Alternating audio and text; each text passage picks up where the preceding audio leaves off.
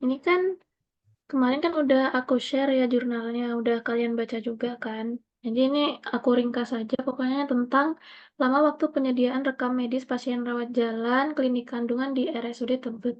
Terus kan kita udah ada bagian-bagian buat nyari kan. Coba Anggun, kamu bagian latar belakang, kamu mau kasih latar belakang apa? Aku mau ngasih pengertian unit rekam medis adalah gitu, terus rumah sakit di pendahuluan anunya. Pendahuluan. Ambil yang dari sini. Iya, di pendahuluan. Terus rumusan masalah kamu ambil apa? Kalau rumusan masalah, bagaimana unit kerja rekam medis dapat mengurangi waktu yang dibutuhkan untuk mengakses rekam medis, Hmm.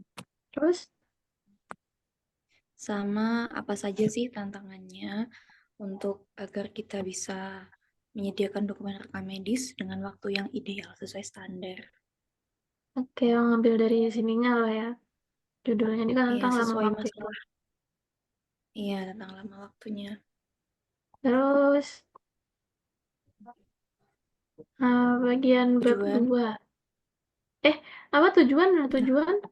tujuannya belum. Iya, tujuannya aku mau tujuan untuk menetapkan rencana strategis, mengidentifikasi kebutuhan dan prioritas, terus memastikan kepatuhan dan keamanan dokumen rekam medis, sama mengembangkan kompetensi staf petugas rekam medis. Terus sekarang bab 2 tentang analisis masalah. Bagian siapa ini? Risa ya? Aku deh. Analisis masalah kamu ambil dari? Yang dari itu ke bawah lagi, Ini. kurang. Nah, di situ juga ada itu penyediaan rekam medis yang waktunya masih lama gitu. Ini sampai. Oh ini highlight yang ini ya. Yang 21 rekam medis sampai titik ini. Mm-mm. Terus Mm-mm. yang mana Terus lagi? masih kurang ke bawah lagi. Nah, di daerah sini nih, itu ada masih banyak dokumen rekam medis yang belum sesuai sama SPO-nya. Oke. Oh ini. Oke, ada lagi. Udah, terus yang selanjutnya kan identifikasi masalahnya. Itu Ambil ada dari di bawah. faktor ini. Ada faktor penyebabnya tuh kayak kapasitas rak penyimpanannya yang udah penuh, terus kayak sering ditemukan rekam medis menempel dengan rekam medis lain, terus kayak letak ruang penyimpanannya tuh ada yang terpisah gitu loh, terus yang ada juga yang rekam medisnya belum dikembaliin ke ruang penyimpanan dari ruang rawat inapnya gitu. Oke. Terus sekarang apa? Bagian apa nih? Bintang apa bagian apa bintang? Kurang tujuan programnya yang kayaknya meningkatkan kepatuhan terhadap SOP berhubung mereka ada masalah dengan SOP-nya. Nah, terus? Terus biar kita bisa mengurangi waktu pendistribusian Hmm, sehingga nanti kita bisa mengurangi kesalahannya. terus? Itu itu ya tujuannya. Terus kajian hambatan dan Ambil kelemahan dari? program. Coba. Ambil dari sini juga. Mm-mm. Oke, berarti kurang lebih sama lah kayak itu yang punya Risa ya. Hmm, ya, Atau yang mana? Yang mana?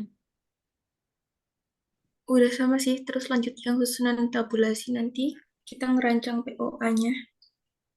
Pokoknya sesuai sama jurnal ini gitu lah ya. Mm-mm. Dari yang kita bahas Hmm. tadi. Hmm, Udah kan ya? Sama kesimpulan kan bisa dianalisis sendiri, bisa ngerangkum dari laporan kita lah ya. Ya, nanti udah selesai. Udah kerangkanya jadi, habis ini bikin laporan, terus kita presentasi. Oke, ntar ya.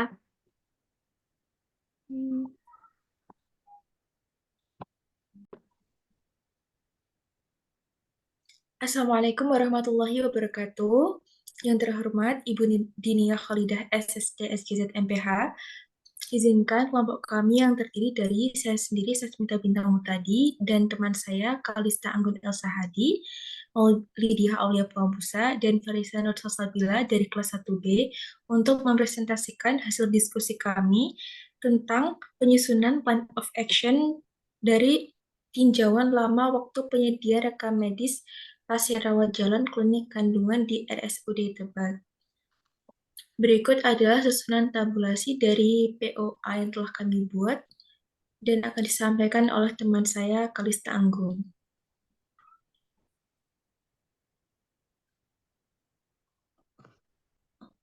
Baik, akan saya lanjutkan. Kegiatan yang pertama yaitu mengadakan rapat kerja rutin petugas rekam medis. Sasarannya petugas rekam medis, target dilaksanakan dalam 4 bulan sekali, bertujuan untuk menyusun rencana kerja, bertempat di ruang rapat dengan metode diskusi. Kemudian kegiatan yang kedua, melakukan evaluasi terkait kinerja petugas rekam medis. Sasarannya yaitu berkas rekam medis, target dilaksanakan selama 3 bulan sekali, tujuan untuk mengetahui kualitas kinerja petugas rekam medis dan bertempat di ruang penyimpanan dokumen rekam medis. Metodenya yaitu random sampling untuk menilai kualitas dan kuantitas.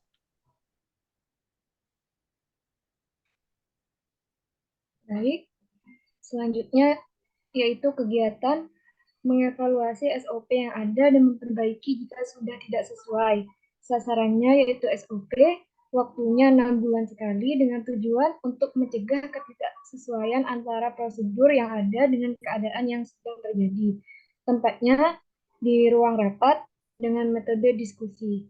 Lalu yang keempat, kegiatan mengadakan pelatihan dan sosialisasi SOP yang baru. Sasarannya petugas rekam medis, waktunya 1 bulan 2 kali, tujuannya agar tidak ada lagi petugas rekam medis yang tidak patuh terhadap SOP yang berlaku, sehingga pendistribusian dokumen rekam medis dapat berjalan dengan lancar. Tempatnya berada di auditorium rumah sakit dengan metode pelatihan. Baik, kegiatan selanjutnya adalah menambah kapasitas rak penyimpanan. Sasarannya ruang penyimpanan, waktunya 3 bulan sekali, dan tujuannya untuk mengatasi masalah kapasitas penyimpanan yang penuh. Tempatnya ada di ruang penyimpanan rekam medis, dan metodenya menggunakan pembelian dan instalasi. Dan kegiatan yang terakhir adalah melakukan pengawasan rutin dan audit berkala. Sasarannya petugas rekam medis, waktunya 3 bulan sekali. Tujuannya untuk memastikan kepatuhan terhadap standar. Tempatnya ada di ruang rekam medis dan menggunakan metode observasi. Baik, sebagai kesimpulan yang dapat kita ambil dari hasil diskusi kali ini, pengelolaan rekam medis yang efektif sangat penting untuk mendukung efisiensi dan kualitas pelayanan rekam medis. Melalui analisis yang telah kami lakukan di UKRM Klinik Kandungan RSUD Tebet, kami menemukan beberapa kendala utama seperti keterlambatan akses rekam medis dan masalah pengelolaan data. Untuk mengatasi kendala ini, kami telah menyusun rencana aksi yang komprehensif termasuk peningkatan kepatuhan terhadap SOP, pengembangan kompetensi staf, dan optimalisasi infrastruktur penyimpanan. Implementasi langkah-langkah ini diharapkan dapat meningkatkan keselamatan pasien dan efektivitas klinik di RSUD Tebet. Dan selanjutnya terima kasih atas perhatian dan kesempatan yang diberikan. Terima kasih. Wassalamualaikum warahmatullahi wabarakatuh.